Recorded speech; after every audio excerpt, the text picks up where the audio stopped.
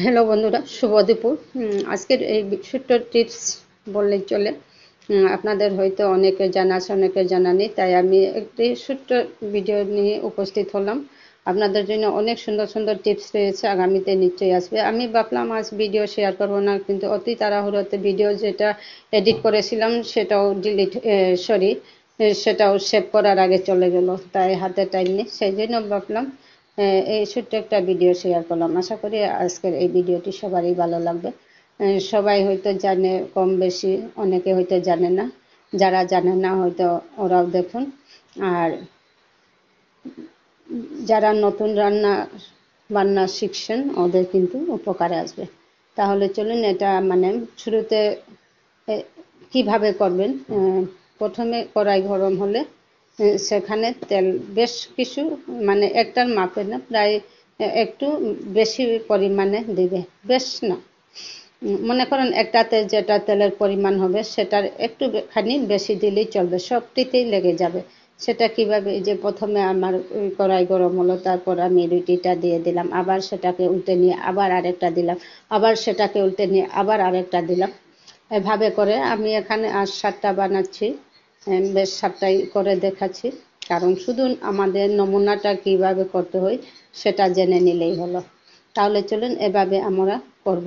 এই যে দেখুন, একটার পর একটা, আর ভিতর থেকে উল্টে পাল্টে নেব, দেখব যেটা মানে সেটা হয়েছে সেটা আবার সরিয়ে নেব। এভাবে অতি কম সময়ে আমরা একসাথে 9-10টাও এভাবে করতে পারি। সেটাতে আপনারা হয়তো ডাকনার সাহায্যে ডেকে নিয়েও করতে পারেন, কিন্তু মনে রাখতে হবে যে চুলার আঁচটা কিন্তু একদম কম পরিমাণে দেবেন। বেশ এভাবে রুটি বানান। কিন্তু আজকের এই যে আমি যে আটা ব্যবহার করছি সেটা কিন্তু প্যাকেটিংয়ের আটা, কিন্তু খুব একটা মোলায়েম হয় না আমার মতে। কিন্তু বানাচ্ছি যখন শেয়ার করলাম, একটু ভিডিও করে রেখেছিলাম, ভাবছিলাম এটা শেয়ার করব না, অন্য একটি খুব সুন্দরভাবে প্রেজেন্ট করব, কিন্তু আজ যখন দিনটা এমনিতেই চলে যাচ্ছে তাই এই ভিডিও শেয়ার করা। তাহলে আপনারা দেখতে থাকুন শেষ পর্যন্ত আমি কিভাবে রুটিগুলো তৈরি করে নিচ্ছি একসাথে। আর রুটি